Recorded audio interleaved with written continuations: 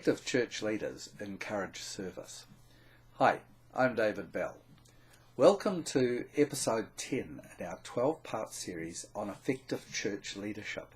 Each week I talk about one key concept that you can use in your ministry context. Today it's about a great word in the New Testament that comes up in a number of ways and places. It's diakonia, which means service. In that one word is a treasure chest of useful concepts. Let's open it up and see how it can be applied into your context.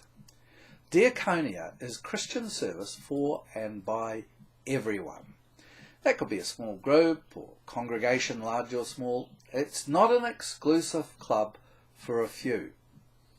It's the practical vocation of all who follow Christ. Now, let's lay that alongside a contemporary business tool, systems thinking.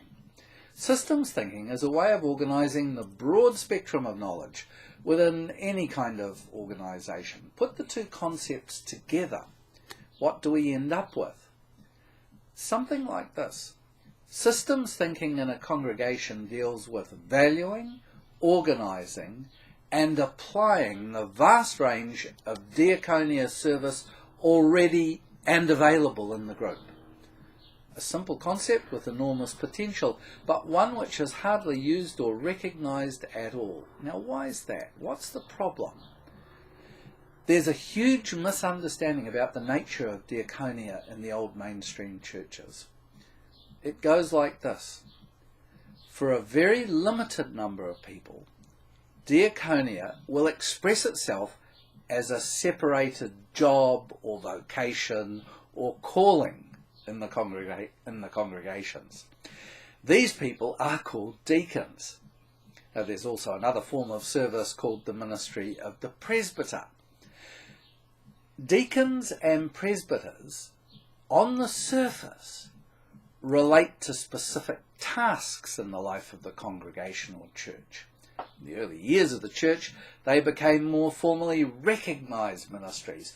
Later on, they accumulated power. They required specialist training, which resulted in ordination. No doubt whatsoever that deacons and presbyters are of importance and value within the life of the church. Possibly the office of bishop also, which St. Paul mentioned.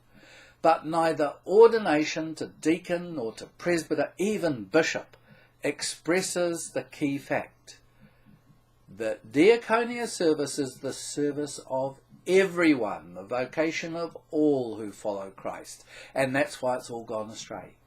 The basic diaconal ministry of the gospel is for everyone. It's about shaping one's life to the gospel in order to serve, and that includes shaping all secular work and play. Diakonia is the radical challenge of the gospel.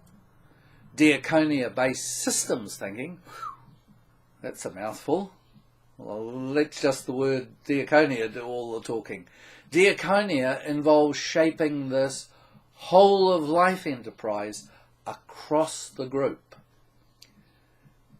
Leaders of the group or congregation thus participate in a remarkable exercise. They coordinate gospel-shaped lives. That's an astonishing ask for leaders. I sometimes speak of the gospel having to make its way in the world. When St. Paul created little congregations dotted all around the Roman Empire, he did so fully aware that participation in the one group automatically meant participation by association with all the gospel groups. That's systems-based thinking. Let me give another concrete example of the power of systems-based thinking. One which is rather neglected in the Protestant world, but works wonders in Roman Catholicism. In Catholicism, you have various religious societies or orders. Let's just use the Society of Jesus, the Jesuits, as an example. The Jesuits are not a church. They are not a denomination separate from Roman Catholicism. They are a society with particular spiritual emphases and practices. Their vocation works out very differently, say, from Marists or secular priests. That ought to give Methodists pause for thought. That's what John Wesley did when he organised societies and class meetings. All members of Methodist societies and class meetings were expected to belong to the Church of England. They weren't separate churches. They were groups, societies formed around a particular form of work and witness. It was John Wesley's method par excellence. So, what about today? How can diaconia, this New Testament term, be applied in the 21st century? Well, in one small way, modern technology can actually help us a lot. As many who watch the Practical Theology channel videos will be aware, I'm a fan for open badges. Open badges are a modern way of validating social learning.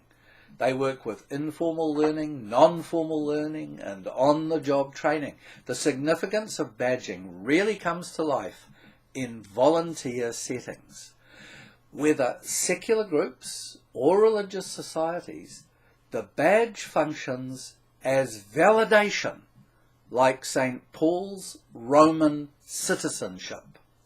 A badge recognises and affirms the spirit and methodology of this group in this little corner of the world, and the spirit and the methodology of that little group in that corner of the world.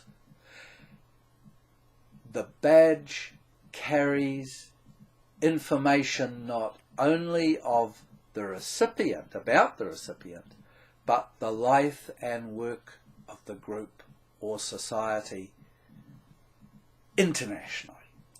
Now, here's an example of just such a badge.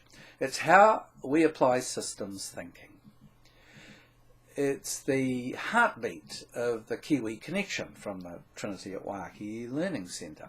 I like this and applaud those who got open badging going a few years ago. And for those of you watching who haven't come across this before, you can click the text box as a live link. Try it. You will see how service has been valued and affirmed as a basic gospel calling. See you next week, and thanks for watching.